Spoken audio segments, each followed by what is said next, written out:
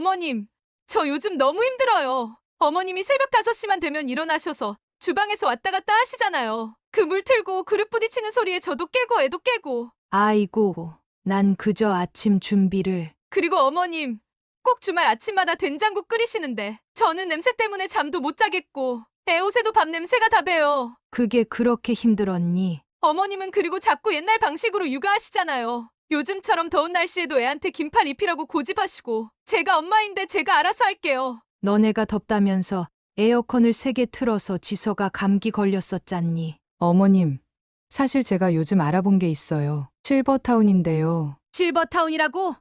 집 받자마자 실버타운 얘기하는 게 무슨 경우니? 생각보다 정말 좋은 곳이더라고요. 돌아가신 아버님의 사망보험금도 있으시잖아요. 거기다 그동안 모아두신 노후 자금도 꽤 되시잖아요. 그걸로 충분히.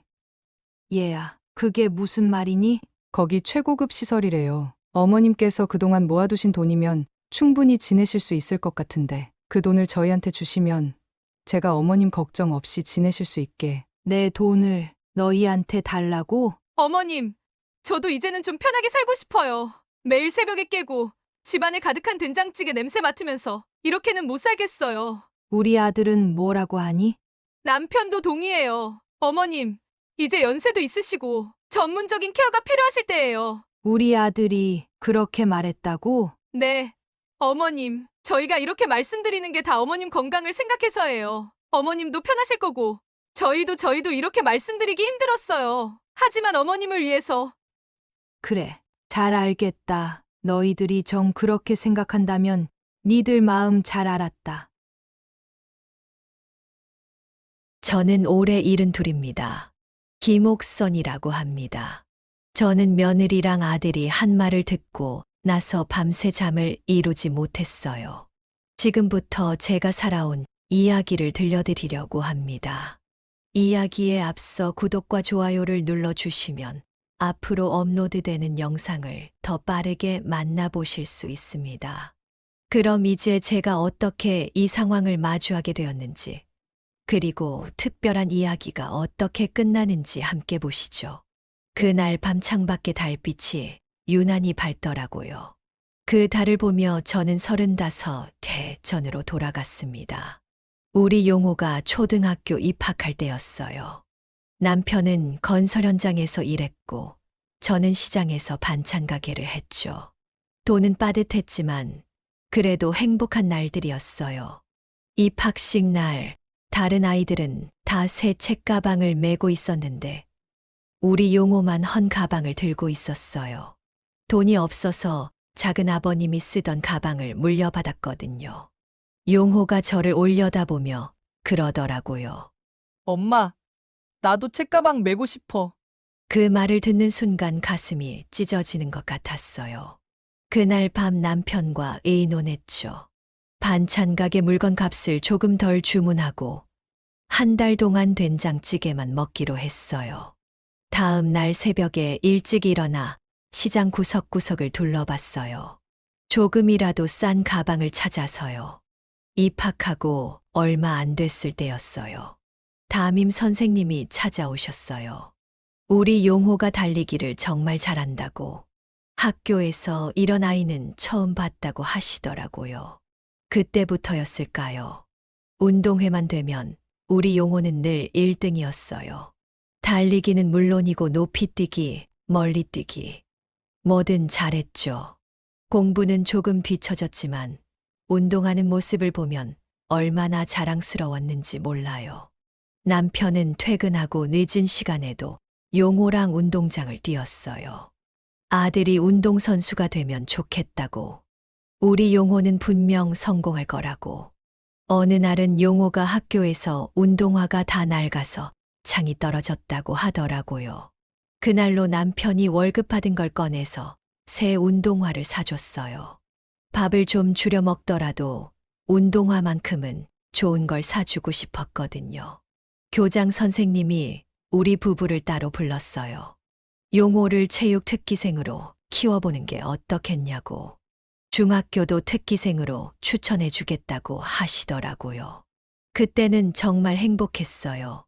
우리 아들이 꿈을 찾은 것 같아서요.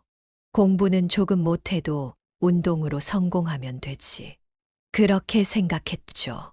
그런데 어제 우리 아들이 나를 실버타운에 이제는 내가 짐이 됐다고 목이 메어 더 이상 말을 잇지 못하겠어요. 그때 그 작은 운동화 신고 운동장을 누비던 우리 아들이 이제는 나를 돈으로 정리하려고 하다니 밤새 생각해 봤어요. 내가 뭘 잘못했나? 우리 용호를 어떻게 더 잘 키웠어야 했나?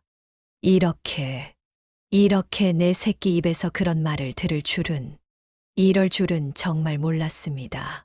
우리 용호가 체육 특기생으로 중학교에 입학하던 날이었어요. 교복을 입은 모습이 얼마나 자랑스럽던지 남편은 그날 처음으로 이를 빼달라고 했어요. 아들 입학식만큼은 꼭 가보고 싶다고 건설 현장 반장님이 모지이기는 척 허락해 주셨죠. 중학교에 가니 용호가 더 바빠졌어요. 아침 6시에 나가서 저녁 9시까지 운동했죠. 전국체전을 준비한다고 도시락을 3개씩 쌌어요. 아침, 점심, 저녁. 운동하는 아이라 많이 먹어야 한다고 선생님이 그러시더라고요. 반찬값이 많이 들었지만 아들 생각하면 아깝지 않았어요. 어느 날은 용호가 학교에서 울면서 왔어요. 육상부 선배들이 자기보다 좋은 운동화 신었다고. 그때 남편이 또 월급을 털어서 비싼 운동화를 사줬죠. 그날 밤 남편이 그러더라고요. 우리 아들 꿈을 위해서라면 뭐든 할 수 있다고. 첫 전국체전에서 우리 용호가 중등부 800m 2등을 했어요. 시상대에 올라가는데 얼마나 눈물이 나던지 남편은 그날 처음으로 술을 마셨어요. 아들 자랑하면서 2학년 때는 전국체전에서 은메달을 땄어요. 그때 우리 시장 현수막에도 걸렸죠. 시장 사람들이 다 알아봤어요. 김옥선 씨 아들 용호, 육상 은메달리스트. 매일 아침 새벽 연습을 가는 아들 뒷모습을 보면서 얼마나 대견하던지. 코치님이 우리 용호를 특별히 예뻐하셨어요. 장래가 촉망되는 선수라고. 3학년 때는 큰 시련이 왔어요. 용호가 연습하다가 다리를 다쳤거든요. 의사 선생님이 한 달은 쉬어야 한다고. 아들이 걱정돼서 밤마다 다리를 주무르고 찜질해줬어요. 남편은 퇴근하고 마사지를 해주고. 우리 부부는 그때 아들 다리 하나에 온 정성을 쏟았죠. 다행히 용호가 빨리 회복했어요. 고등학교도 체육 특기생으로 추천받았고. 우리 가족은 그렇게 하나하나 이겨냈어요. 우리 용호가 힘들 때마다 했던 말이 생각나요. 엄마, 아빠, 내가 꼭 성공할 거예요. 나중에 효도할게요. 그 말이 우리 부부한테는 약이었어요. 그런데 그렇게 효도하겠다던 우리 아들이 이제는 목이 메어서 말을 잇지 못하겠어요. 어제 며느리가 했던 그 말이 자꾸 귓가에 맴돌아요. 실버타운. 그 단어가 가슴을 파고드네요. 그때는 몰랐어요. 우리 아들이 커서 이렇게 변할 줄은 말이죠. 용호가 고등학교에 입학하고 얼마 되지 않았을 때예요. 남편이 야근하고 돌아오다가 교통사고를 당했어요. 그날따라 비가 많이 왔거든요. 술 취한 운전자가 중앙선을 넘어왔다고 하더라고요. 장례를 치르고 나서 가장 먼저 든 생각은 용호의 운동이었어요.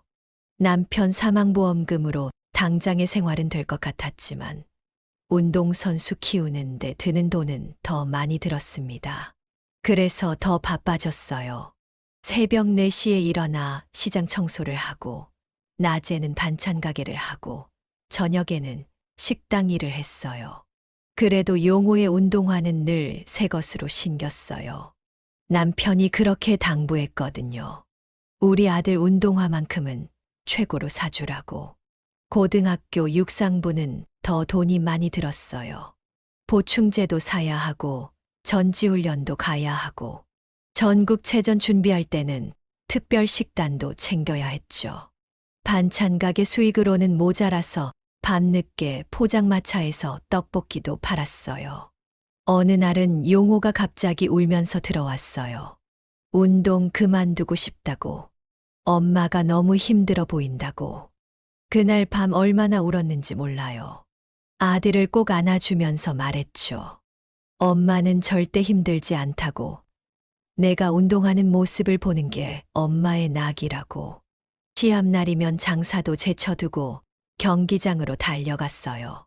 다른 학부모들은 다들 부부가 함께 오는데 저 혼자 관중석에 앉아 있으면 가슴이 먹먹했죠. 그래도 용호가 달리는 모습만 보면 그 모든 게 눈 녹듯이 사라졌어요. 고2 때 전국체전에서 우리 용호는 동메달을 땄어요.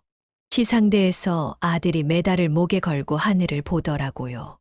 아빠한테 보여주고 싶었나 봐요. 저도 모르게 눈물이 주르륵 흘렀어요. 학교에서 실업팀 스카우트 얘기가 나왔을 때는 얼마나 기뻤는지 몰라요. 그동안의 고생이 다 보상받는 것 같았어요. 남편이 살아있었다면 얼마나 좋아했을까. 용호는 매일 밤 절 안아주면서 그랬어요. 엄마, 조금만 더 참아줘. 내가 꼭 성공해서 엄마 은혜 갚을게. 그 말을 들을 때마다 더 힘이 났어요. 식당 일 하다가 손목을 다쳐서 깁스를 하고도 반찬 가게는 계속했어요. 아들 보충제 살 돈을 벌어야 했으니까. 이웃들이 그러더라고요. 그만 좀 하라고. 건강 망친다고. 하지만 전 멈출 수가 없었어요. 남편 없이 아들 뒷바라지하는 게 쉽지는 않았지만 그래도 행복했어요. 우리 용호가 꿈을 이뤄가는 걸 보는 것만으로도 충분했으니까.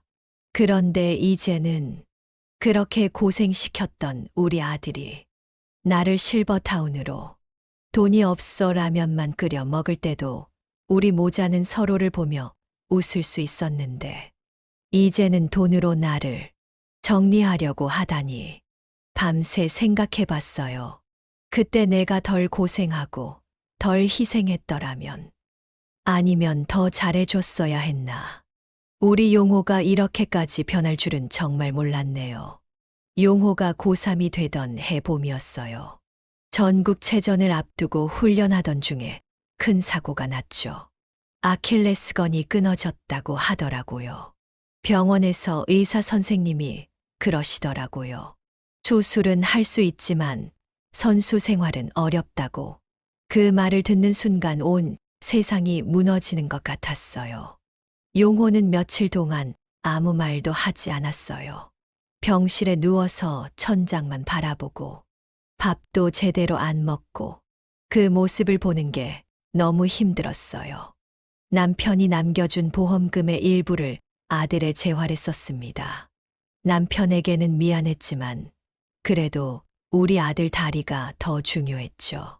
재활병원을 알아보고 치료를 시작했어요. 재활치료가 얼마나 힘든지 용호가 땀을 뻘뻘 흘리면서도 이를 악물고 했어요. 걷는 것부터 다시 시작하는데 그 과정이 너무 고통스러워 보였어요. 어느 날은 용호가 물어보더라고요. 엄마, 나 이제 어떡하지? 그동안 운동밖에 모르고 살았는데. 전 아들 손을 꼭 잡고 말해줬어요. 걱정하지 마. 너는 운동을 잘 아는 만큼 그걸 다른 아이들한테 가르쳐 줄 수 있지 않을까. 그렇게 용호가 체육교육과를 목표로 공부를 시작했어요. 운동선수가 되진 못해도 학교에서 아이들을 가르치는 체육 선생님이 되면 좋겠다고. 밤늦게까지 공부하는 아들 옆에서 커피를 타주면서도 가슴이 뭉클했어요. 재활치료하랴 공부하랴. 그래도 우리 아들이 다시 일어서는 모습을 보니 얼마나 감사하던지. 대학교 합격 통지서를 받던 날, 용호가 저를 껴안고 엉엉 울었어요. 엄마, 미안해. 내가 운동선수는 못 됐지만 좋은 선생님이 될게. 대학 생활 내내 장학금을 놓치지 않더라고요. 자기가 이제는 엄마 고생시키지 않겠다고. 알바도 하고 그 모습을 보면서 얼마나 대견하던지 졸업하고 첫 발령받았을 때 용호가 얼마나 좋아하던지 처음으로 받은 월급으로 제가 좋아하는 한복을 사줬어요. 엄마, 이제 내가 효도할 거야. 그렇게 말하면서 그런데 그렇게 효도하겠다던 아들이 이제는 나를 실버타운으로 보내려고 하다니 교사가 된 지 얼마 안 됐을 때 용호가 그랬어요. 엄마가 아니었으면 난 여기까지 오지 못했을 거라고. 근데 이제는 그 말이 거짓말처럼 느껴지네요. 밤새 앨범을 봤습니다. 재활치료할 때 찍은 사진, 대학 졸업식 사진, 첫 출근하던 날 사진. 그때는 진심이었을 텐데 도대체 우리 아들이 어디서부터 잘못된 걸까요? 용호가 교사가 된 지 2년째 되던 해였어요. 어느 날 퇴근길에 아들이 활짝 웃으면서 들어오더니 엄마한테 할 말이 있다고 하는 거예요. 새로 부임한 음악 선생님 얘기를 하는데 얼굴이 빨개지고 말끝마다 웃음이 나더라고요. 이름이 수진이라고. 그 애가 피아노를 너무 잘 친대요. 처음에는 교무실에서 마주칠 때마다 인사만 하다가 어느 날 수진이가 방과 후 수업 준비하는 걸 용호가 도와줬나 봐요. 그때부터 더 가까워졌대요. 아들이 그러더라고요. 수진이가 자기 반 아이들 체육대회 응원가를 직접 작곡해줬다고. 그걸 들으면서 용호가 얼마나 설레했는지 엄마가 다 알 수 있었어요. 점심시간마다 교무실에서 도시락을 같이 먹었대요. 수진이는 요리를 잘해서 매일 도시락을 싸왔는데 용호한테도 조금씩 나눠줬다네요. 우리 아들은 그게 그렇게 좋더래요. 어느 날은 두 사람이 합창부 지도를 같이 하게 됐대요. 체육 선생님이 무슨 합창부냐고 했지만 용호는 매일이 즐거웠대요. 수진이가 피아노 치면 용호가 옆에서 박자를 맞추고 첫 데이트는 교내 체육대회 날이었어요. 다른 선생님들은 다 퇴근했는데 두 사람은 늦게까지 남아서 뒷정리를 했대요. 그러다가 같이 저녁을 먹게 됐다네요. 용호가 수진이를 집에 데려다 주면서 고백했다고 하더라고요. 운동장 트랙을 뛰던 선수에서 이제는 선생님이 된 자기 인생을 털어놨대요. 수진이는 조용히 듣고 있다가 용호의 손을 잡아줬대요. 그날 밤 아들이 얼마나 행복해하던지. 엄마, 내가 좋은 사람 만난 것 같아. 그러면서 수진이 자랑을 하도 하는데 밤이 새도록 듣고 싶더라고요. 두 사람은 주말마다 데이트를 했어요. 어느 날은 수진이가 우리 집에 놀러 온다고 해서 제가 달백숙을 끓여줬죠. 수진이가 맛있다고 하면서 정성이 가득 담긴 것 같다고 나중에 꼭 배우고 싶다고 하더라고요. 그때 수진이가 그러더라고요. 어머니, 제가 용호 선생님 처음 봤을 때부터 느꼈어요. 아이들을 위해서 최선을 다하시는 모습이 너무 멋있었다고. 용호는 수진이 앞에서 절대 다리가 불편하다는 말을 하지 않았대요. 그런데 수진이는 다 알고 있었던 거예요. 오히려 그런 용호의 모습이 더 진심으로 느껴졌다고.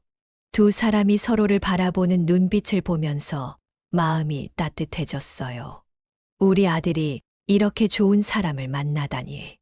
그때는 정말 행복했어요.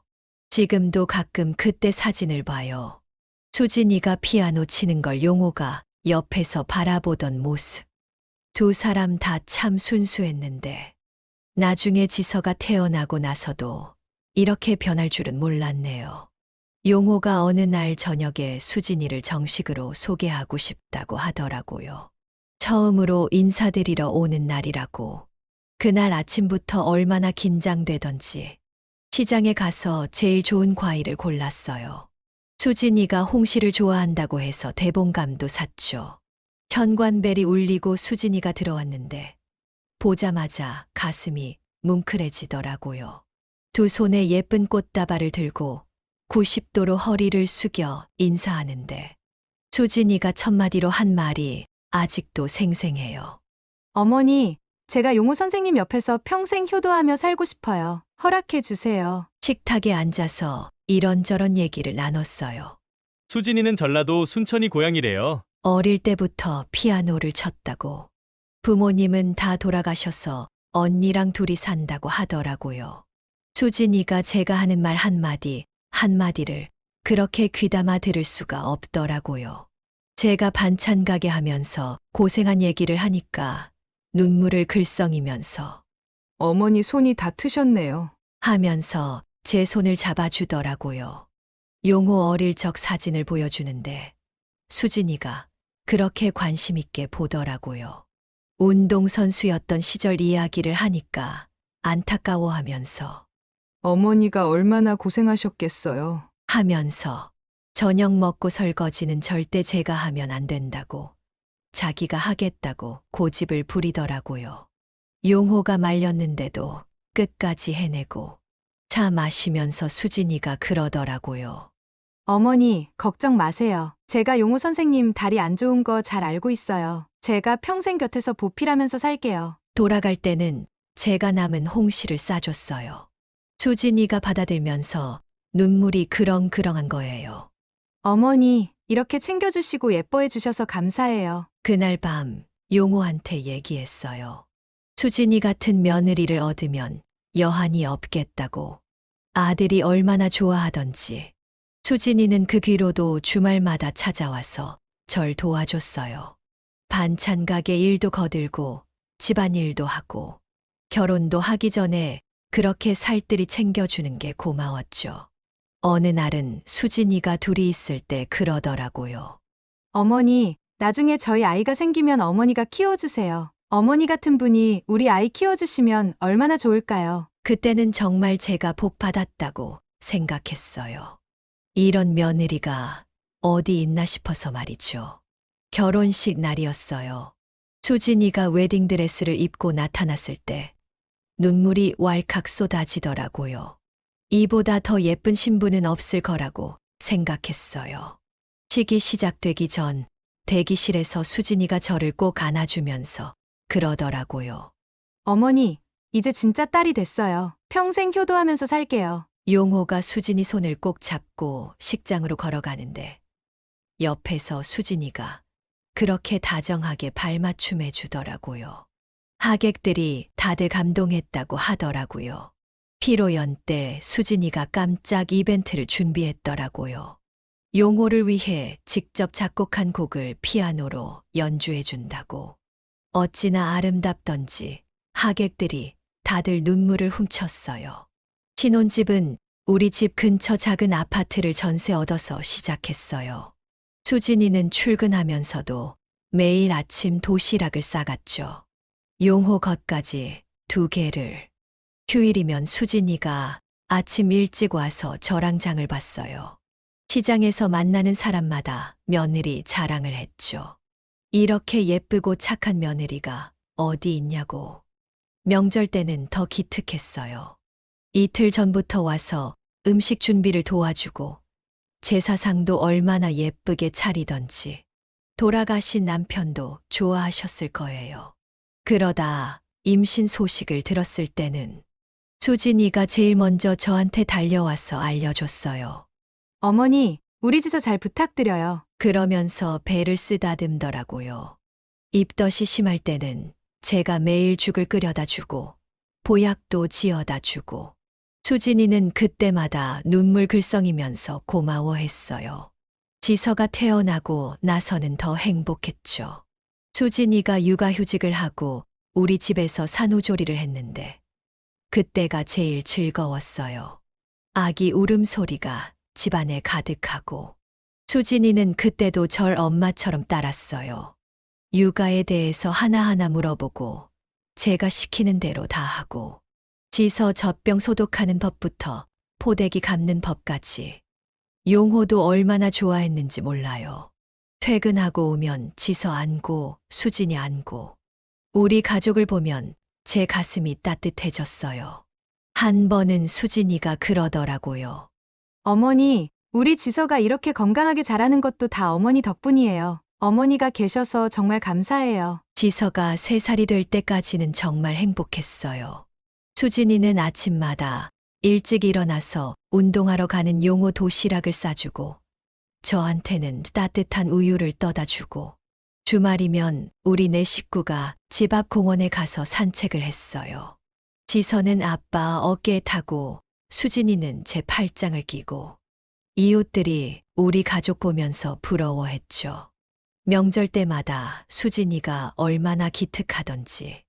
이틀 전부터 와서 저랑 같이 준비하고, 친정도 없는 애가 시댁일을 그렇게 열심히 하더라고요. 어느 날은 제가 감기에 걸렸는데 수진이가 새벽부터 죽을 끓여왔어요. 약도 사다 주고 발도 씻겨주고 친딸보다 더 잘하는 거 있죠. 지서도 참 예뻤어요. 할머니라고 부르면서 매달리고 머리 빗겨달라고 하고 그럴 때마다 수진이가 그러더라고요. 어머니, 지서가 어머니 닮아서 이렇게 예쁜가 봐요. 용호 생일 때는 수진이가 깜짝 파티를 준비했어요. 케이크도 직접 만들고 지서는 아빠 생일 축하한다고 피아노로 짧은 곡도 쳐주고 그때 용호가 얼마나 행복해하던지 수진이는 절 친정엄마처럼 따랐어요.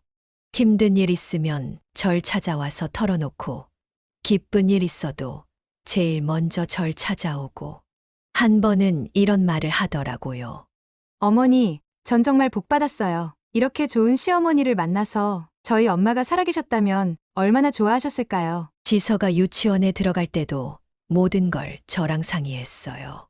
어머니, 이 유치원은 어떠세요? 지서를 어디로 보내면 좋을까요? 하면서 용호도 늘 고마워했죠. 엄마, 우리 수진이 잘 부탁드려요. 하면서 저는 그때 정말 이런 며느리를 얻은 게 복이라고 생각했어요. 찬바람 불면 수진이가 제일 먼저 제 내복부터 챙겨주고 여름에는 시원한 오미자차를 매일 타다 주고 정말 친딸 같았어요. 어느 날 저녁 온 가족이 모여 식사를 하는데 제가 말을 꺼냈습니다. 이제 나이도 들고 너희도 자리 잡았으니 이 집은 너희들 명의로 바꾸려고 한다. 라고요. 혹시 나중에 내가 죽게 되면 상속세니 뭐니 세금이 많이 나온다고 하더라고. 그날 밤 수진이가 얼마나 좋아하던지. 저를 꼭 안아주면서 어머니, 정말 감사합니다. 평생 잊지 않을게요. 그러더니 다음 날부터 달라지기 시작했어요. 명예 변경을 위해 구청에 다녀온 그 저녁부터였어요. 수진이가 갑자기 인테리어 잡지를 펼쳐보더니 어머니, 저도 저희 명의 집이 생겼으니까 제 마음대로 한번 꾸며보고 싶어요. 어머니가 고르신 가구들 다 바꿀 거예요. 그 다음 날 제가 늘 하던 대로 장독대를 정리하려는데 수진이가 와서는 어머니, 집 인테리어 하는데 장독대가 진짜 안 어울리거든요. 제가 하고 싶은 대로 할 거니까 신경 쓰지 마세요. 며칠 뒤에는 마당에 있는 화분들까지 다 치우겠다고 하는 겁니다. 제가 그건 안 된다고 하니까 수진이가 어머니, 저희 집이잖아요. 제가 결정할게요. 라고 하는 거예요. 일주일쯤 지나서는 제 방 구조도 바꾸겠다고 했어요. 어머니 방은 너무 커서 반으로 나눠서 드레스룸을 만들고 싶다면서 이제 저희 집이 될 거니까 어머님은 작은 방으로 옮기시는 게 어떠세요? 수진이는 이제 아예 대놓고 이 집은 저희 거예요. 라고 말하기 시작했어요. 어머니가 애지중지하던 장롱도 내다 버리고 텃밭에 심어둔 채소들도 다 뽑아버렸어요. 그리고 나중에는 정말 실버타운 이야기까지 꺼내더라고요. 어머니는 편하게 실버타운에 가시는 게 어떠세요? 어머니 모아놨던 돈이면 최고급 시설에서 지낼 수 있대요. 이 말을 들은 저는 정말 잠을 이룰 수 없을 정도로 억울하고 답답했습니다. 다음 날이었습니다. 한숨도 못 자고 밤을 꼬박 새운 다음 날 아침 일찍 구청에서 전화가 왔어요. 명의 변경 신청한 서류에 문제가 있다고 법무사를 통해서 다시 신청해야 한다고 하더라고요. 그 전화를 받는 순간 온몸에 전율이 흘렀어요. 마치 하늘이 저를 도와주는 것 같았죠. 아침 밥상을 물리고 있는데 수진이가 와서 그러더라고요. 어머니, 오늘은 제가 집 전체 구조를 바꾸려고 인테리어 업체를 부를 거예요. 어머니 방도 공사할 거니까 짐을 빨리 정리해 주세요. 그 순간 머릿속이 하얘지면서 이런 생각이 들더라고요. 이 집을 줘버리면 나는 정말 갈 곳이 없겠구나. 은행에 가는 길에 정신이 없었어요. 이 집을 수진이 앞으로 넘기면 평생 이 집에서 살았던 내 흔적이 다 사라지겠지. 남편이랑 처음 이사 와서 꾸몄던 마당, 용호 키우면서 하나둘 장만했던 가구들 다 없어지겠구나. 은행에서 통장을 해지하면서 문득 생각이 났어요. 이 돈으로 용호 공부시키고 취직시키고 이제는 이 돈으로 나를 실버타운으로 보내려고 하는구나. 그때였어요. 문득 떠오른 생각이 이 집을 팔면 어떨까? 명의 변경이 문제가 생긴 이야기를 듣고 오는 버스에서 수많은 생각을 하면서 집에 온 그날 저녁에 수진이가 또 다시 실버타운을 얘기하던 때 제 마음이 확실히 정리되더라고요. 그래, 법무사를 찾아가서 이 집을 수진이한테 줄 게 아니라 금매로 내놓자. 지금이라도 부동산에 내놓으면 집으로 돌아오는 길에 중개사 사무실에 들렀어요. 우리 집이 역세권이라 잘 나가는 매물이래요. 금매로 내놓으면 일주일 안에도 거래가 가능하대요. 현관문을 열고 들어서는데 수진이가 인테리어 업체 사람들이랑 이야기하고 있더라고요. 제 방을 가리키면서 여기는 다 부수고 이렇게 저렇게 방으로 들어와 문을 잠그고 창밖을 바라봤어요. 마당에 핀 들꽃들, 장독대, 텃밭, 모든 게 서럽게 느껴졌지만 이제 결심은 섰어요.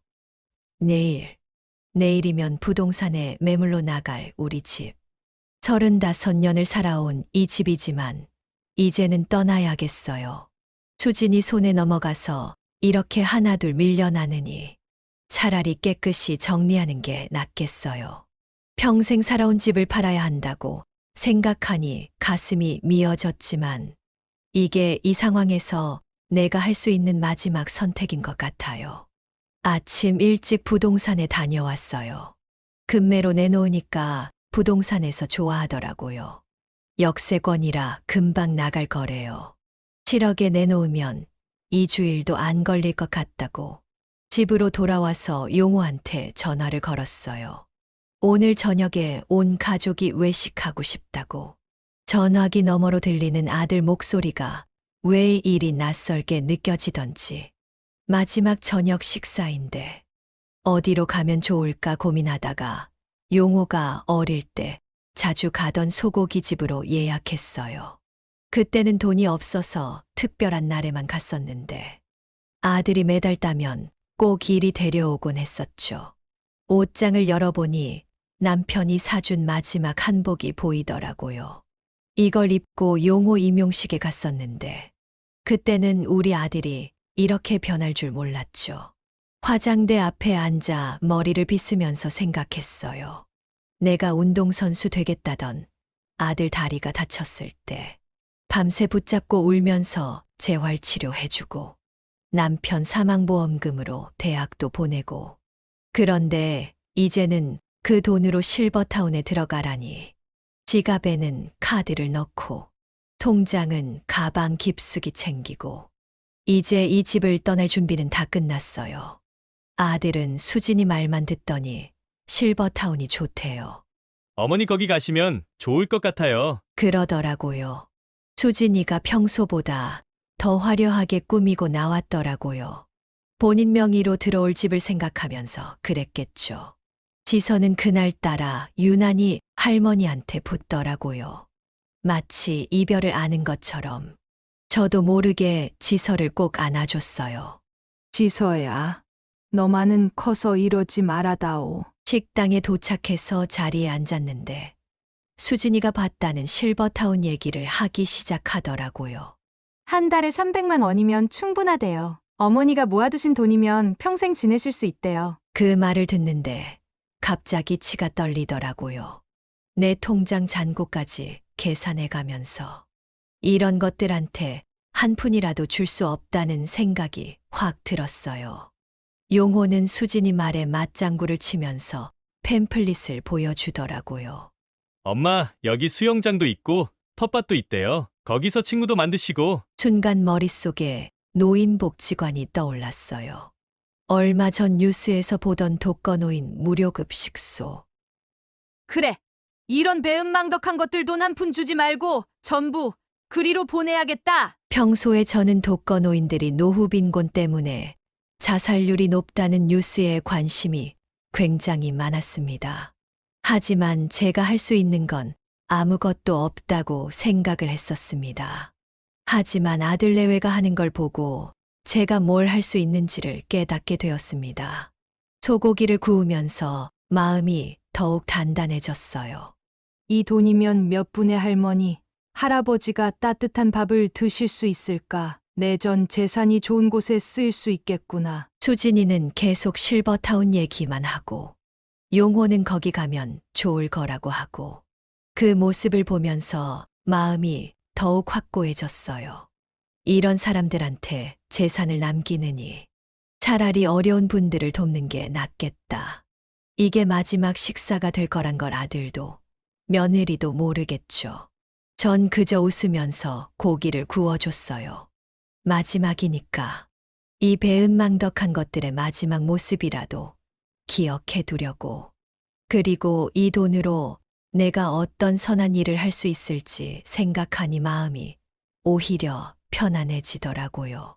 그날 밤 잠을 이루지 못하고 창밖만 바라봤어요. 달빛이 유난히 밝더라고요.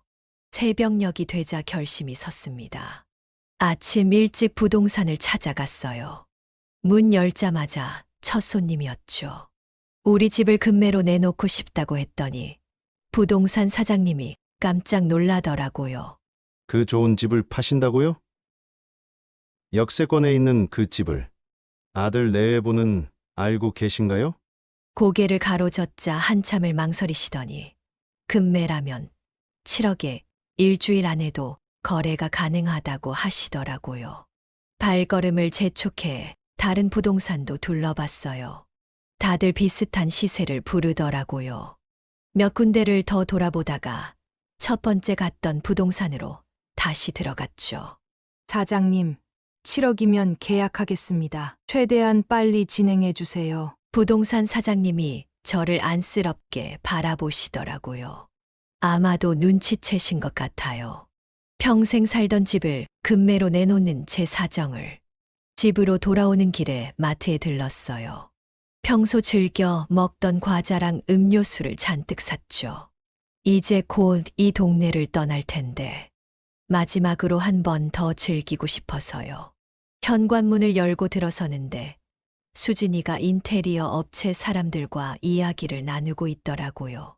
제 방을 가리키면서 이걸 다 허물고 드레스룸을 만들고 그 모습을 보니 제 결정이 옳았다는 생각이 들었어요. 방으로 들어와 창밖을 바라봤죠. 35년 동안 봐온 이 풍경.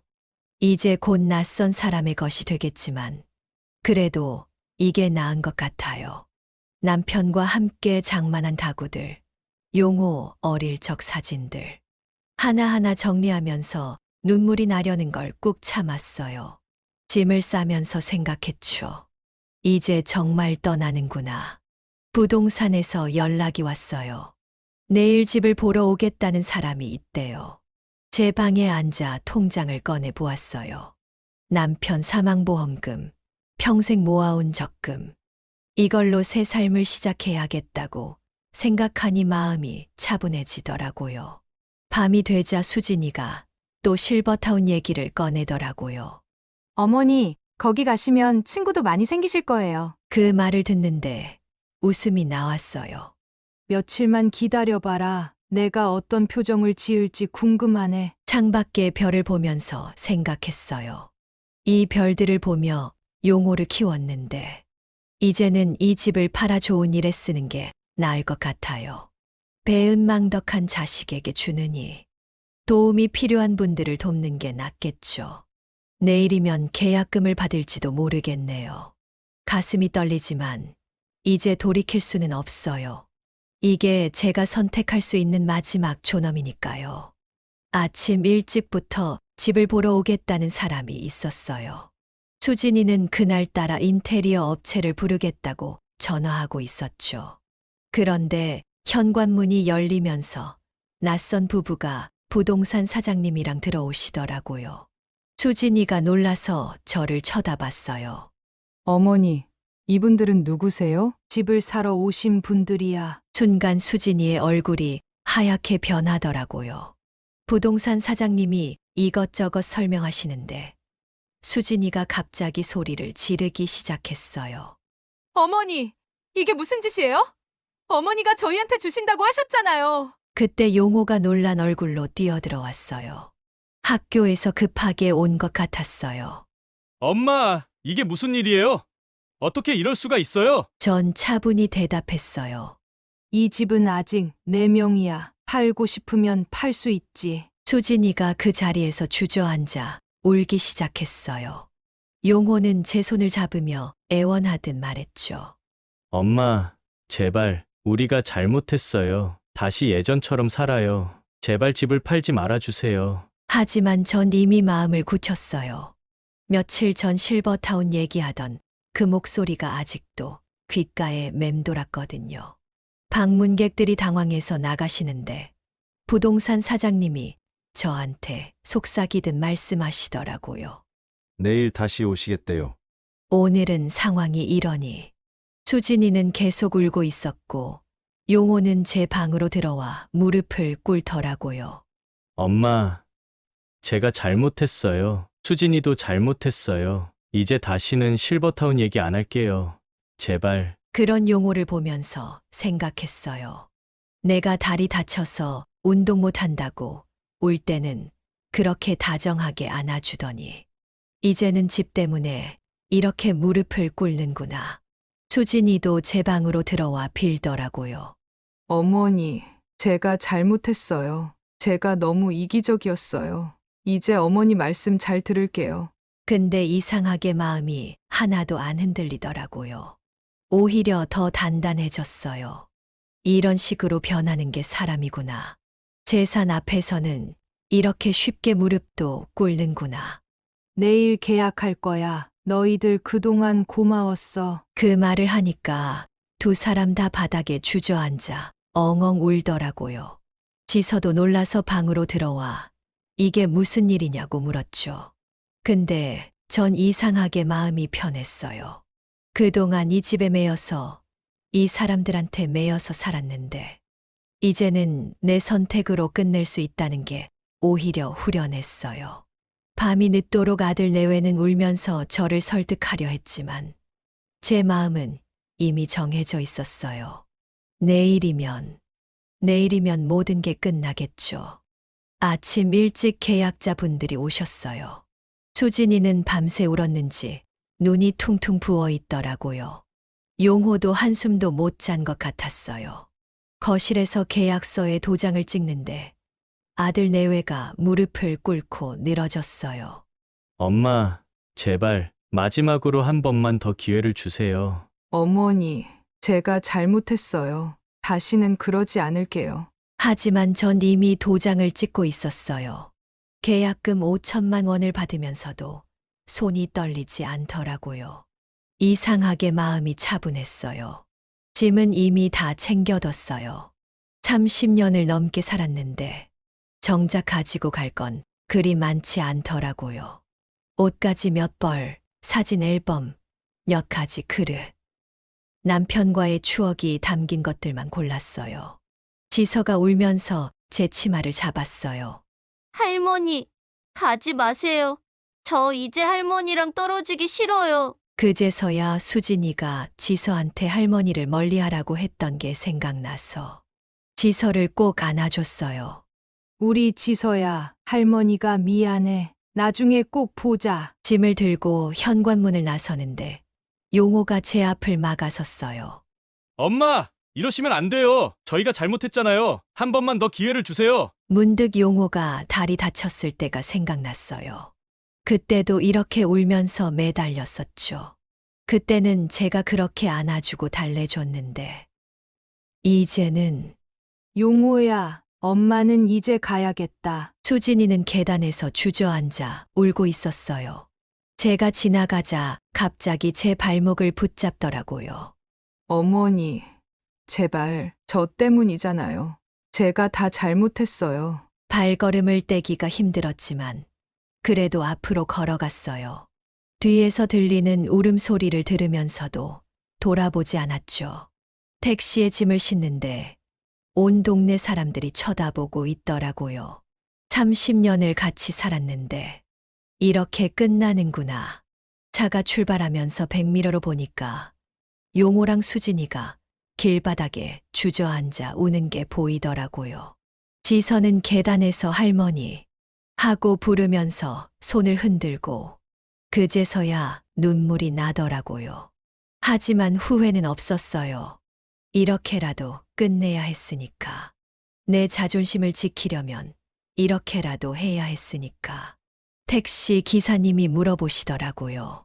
할머니, 어디로 모실까요? 노인복지관으로 가주세요. 창밖으로 우리 동네가 지나가는 걸 보면서 생각했어요. 이제 정말 새로운 시작이구나.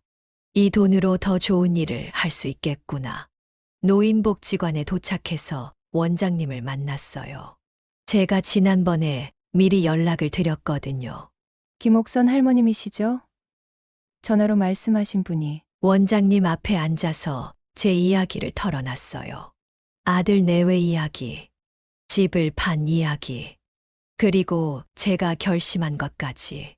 7억 중에서 5억을 기부하고 싶어요. 독거노인분들 도우시는 데 써주세요. 나머지는 아들이 그토록 원하던 실버타운에 들어가려고요. 원장님이 놀라시더라고요.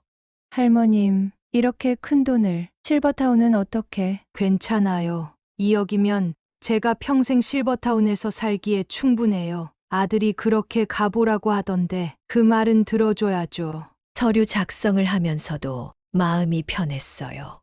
아들이 원하는 대로 해주면서 동시에 이렇게 좋은 일도 하고 원장님이 자세히 설명해 주셨어요. 5억으로 무엇을 할 수 있는지, 몇 분의 할머니, 할아버지가 따뜻한 밥을 드실 수 있는지, 매일 100분 정도가 더 식사를 하실 수 있어요. 그리고 겨울철 난방비도 지원하고. 그 말을 들으니 눈물이 났어요.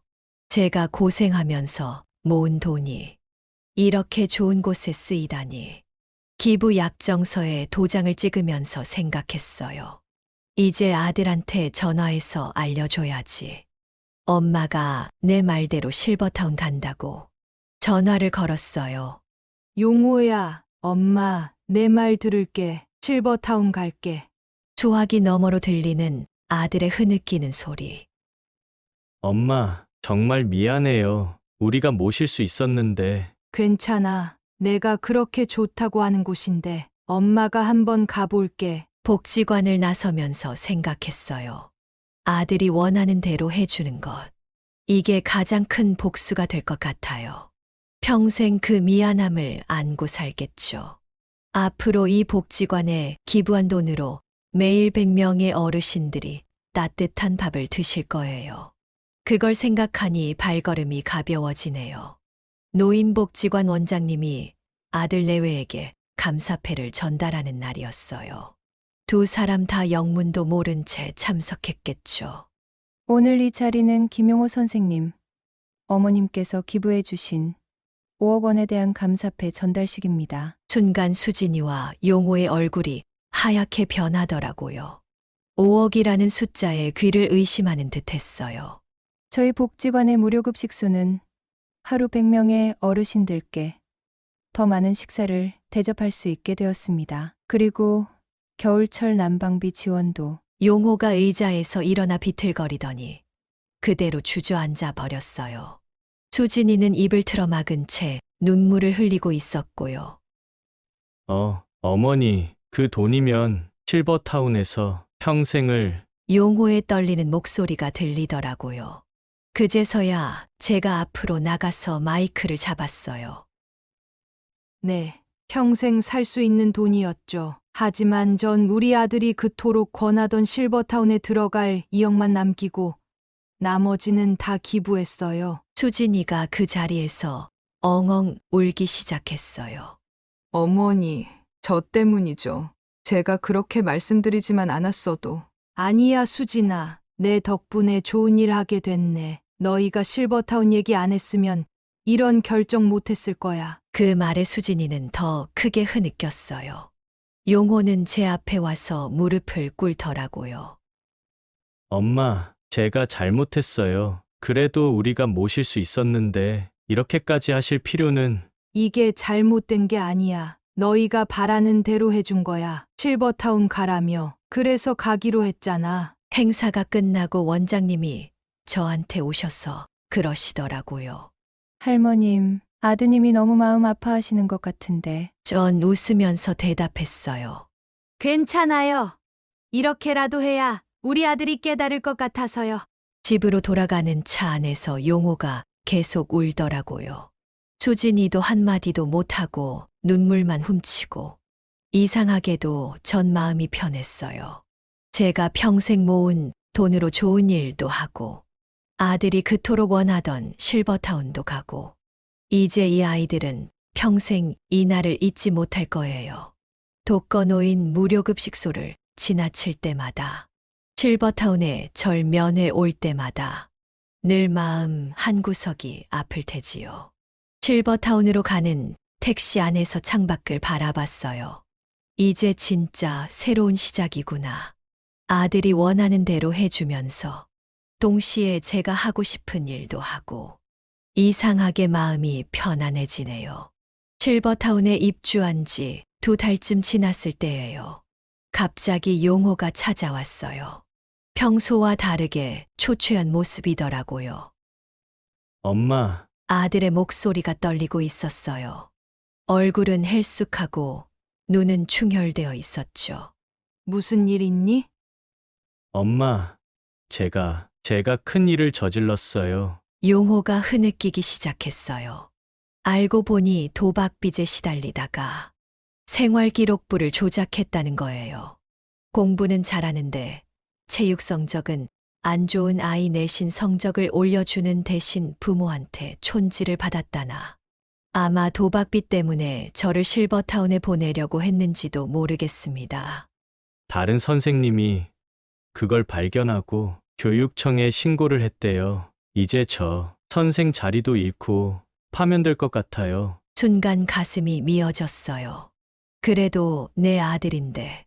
하지만 이내 마음을 다잡았죠.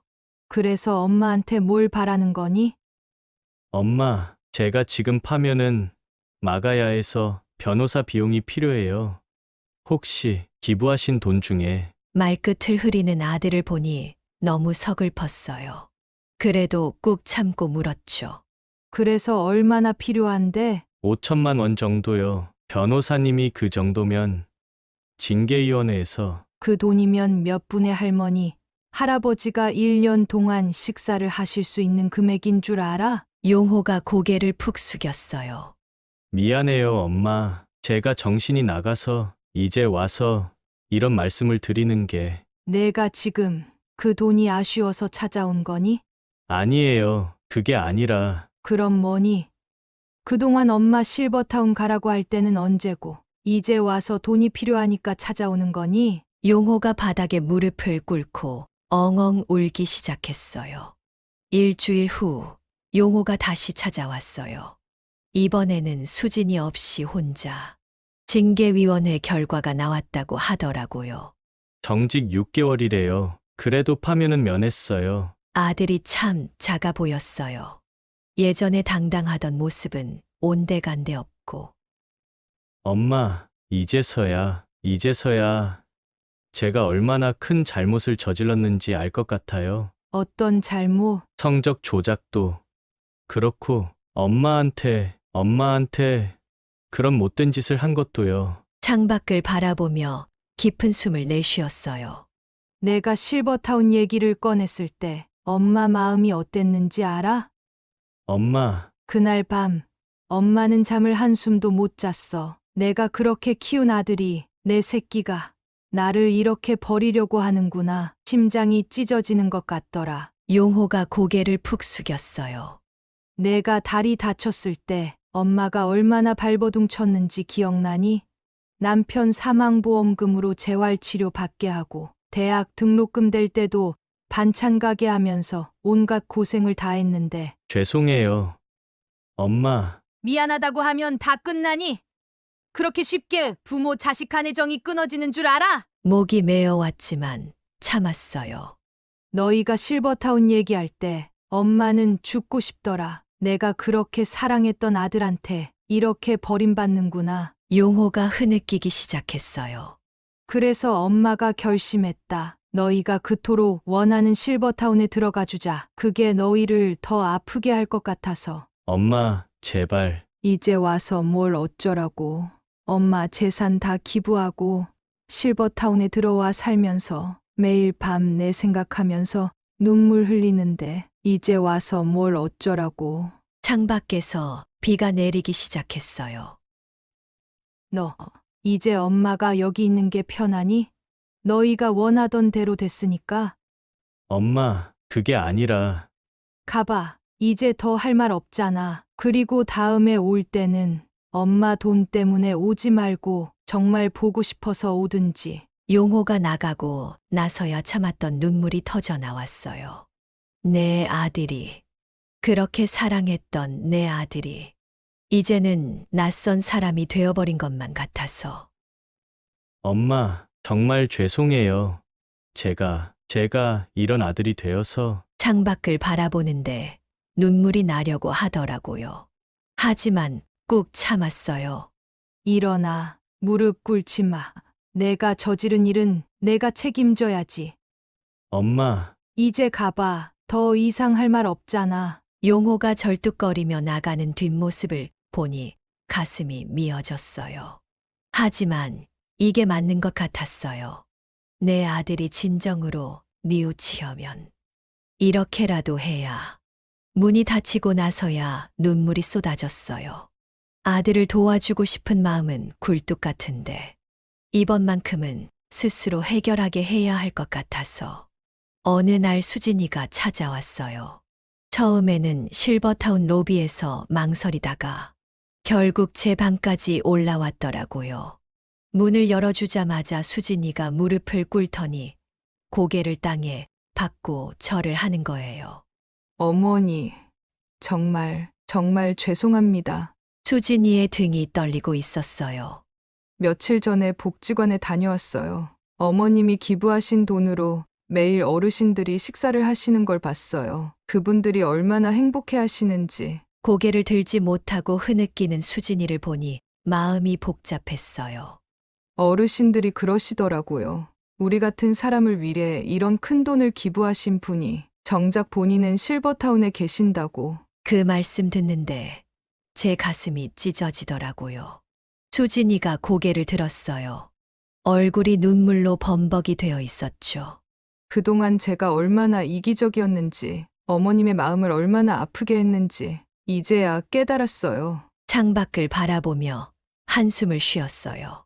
복지관에서 무료급식 받으시는 어르신들 보니까 다들 저보다 더 어려운 형편이시더라고요. 근데 어머님은 그분들을 위해 5억이나 전 겨우 집 한 채 욕심내다가 이렇게 큰 죄를 지었네요. 이제 와서 뭘 어쩌자고. 어머니, 저희 집으로 돌아오세요. 제가 잘못했어요. 이제는 정말 딸처럼. 말을 끊고 일어섰어요. 수진아, 이제 늦었어. 엄마는 여기서 지내는 게 편해. 너희가 그토록 원하던 대로. 어머니, 그리고 난 후회 안 해. 그 돈으로 좋은 일 할 수 있어서 오히려 감사해. 내가 실버타운 얘기 안 했으면 이런 결정 못 했을 거야. 수진이가 다시 흐느끼기 시작했어요. 용호 정직 당하고 도박빚 갚는다고 너희 투룸으로 옮기고 어려운 일 많지? 그래도 그게 내 인생의 큰 공부가 될 거야. 어머니, 저희가 너무 잘못했어요. 이제 가봐. 지서 학원 갈 시간 됐을 거야. 수진이가 나가고 나서 창밖을 바라봤어요. 복지관 쪽을 바라봤습니다. 오늘도 그곳에서 몇 분의 어르신들이 따뜻한 밥을 드시겠죠. 실버타운에서 지낸 지 석 달째 되던 날이었어요. 복지관 원장님한테 전화가 왔더라고요. 할머님, 오늘 아드님이 찾아오셨어요. 매주 토요일마다 봉사활동을 하고 싶다고. 순간 가슴이 덜컥했어요. 용호가 그런 결심을 하다니. 그 주 토요일 일부러 복지관에 들렀어요. 용호가 주방에서 설거지를 하고 있더라고요. 엄마, 왜 오셨어요? 용호가 당황한 듯 손을 닦으며 나왔어요. 이제부터 매주 토요일마다 여기서 봉사할 거라며. 맞니? 네, 제가 이제야 조금 알 것 같아요. 엄마의 마음을. 설거지하다 말고 용호가 고개를 숙였어요. 돈이 전부가 아니란 걸, 부모 자식 간의 정이 얼마나 소중한 건지 이제야 깨달았어요. 그래. 여기 오시는 어르신들 보면서 제가 얼마나 잘못된 생각을 했는지, 엄마한테 얼마나 못된 짓을 했는지, 용호의 눈에서 눈물이 흘러내렸어요. 앞으로 평생 봉사하면서 살게요. 어머니도 저한테 이런 깨달음을 주시려고 그러셨죠? 고개를 끄덕였어요.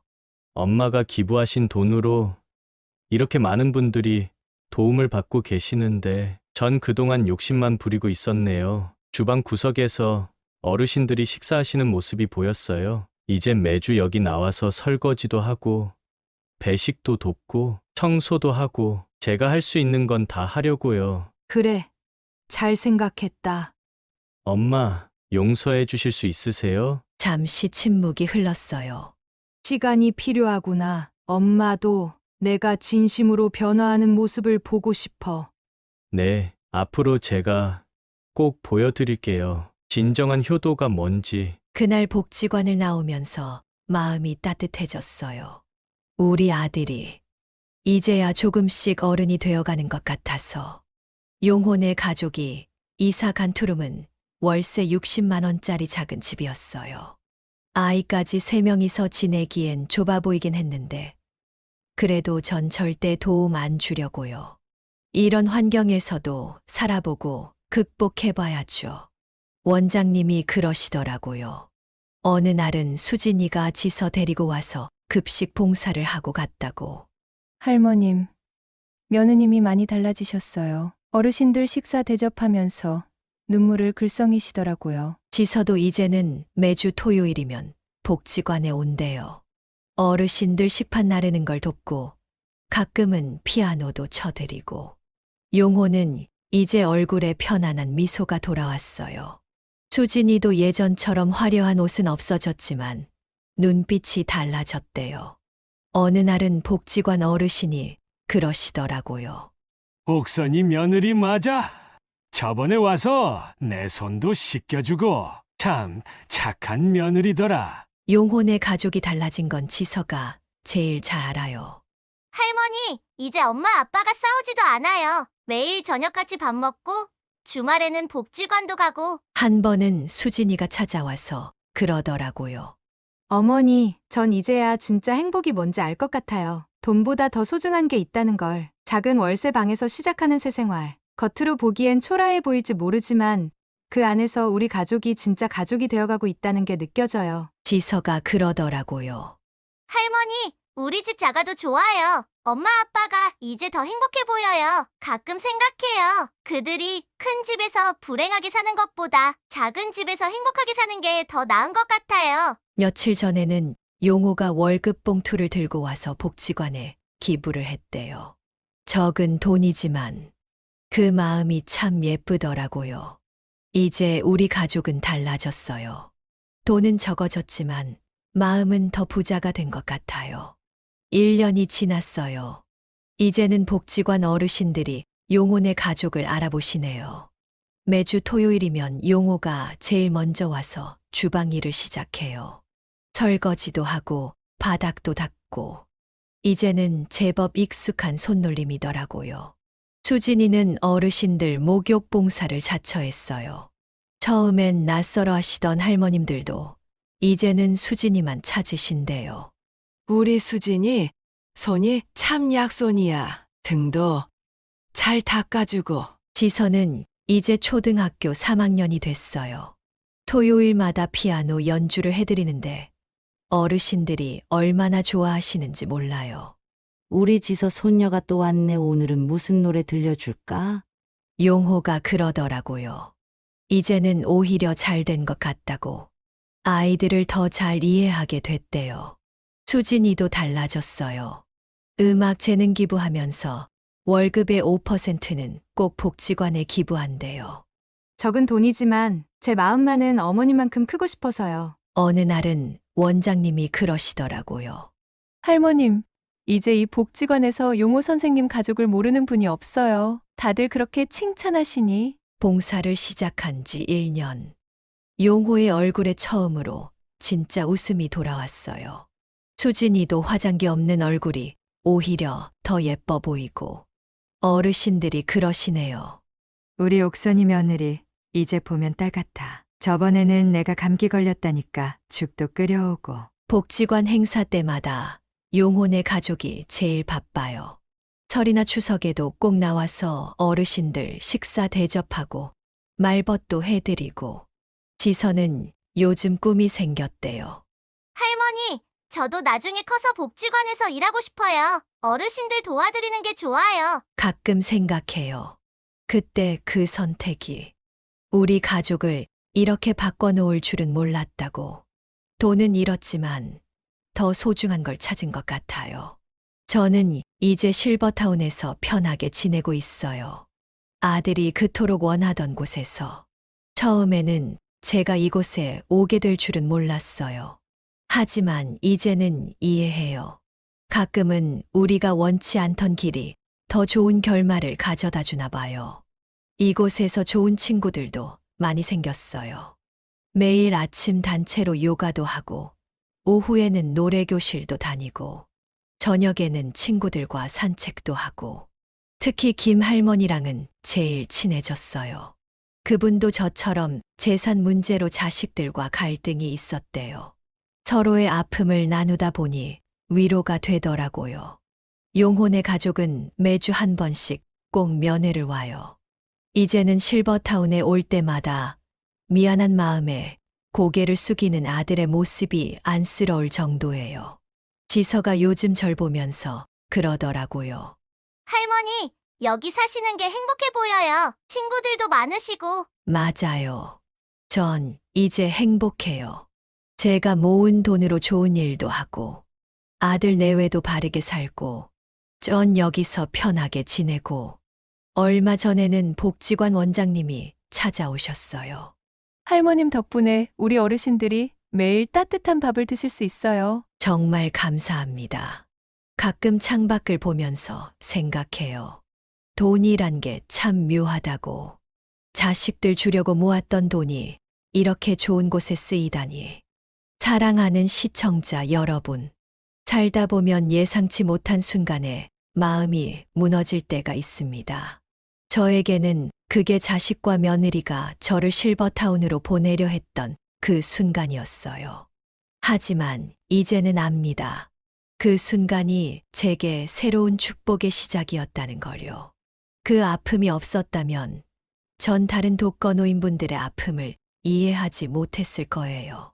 그 상처가 없었다면 제 아들도 이렇게 성숙한 사람으로 변하지 못했겠죠. 때로는 우리 삶에서 가장 어두운 순간이 가장 밝은 빛을 만나는 시작이 되기도 합니다. 제게는 그 쓰라린 경험이 오히려 축복이 되어 돌아왔어요.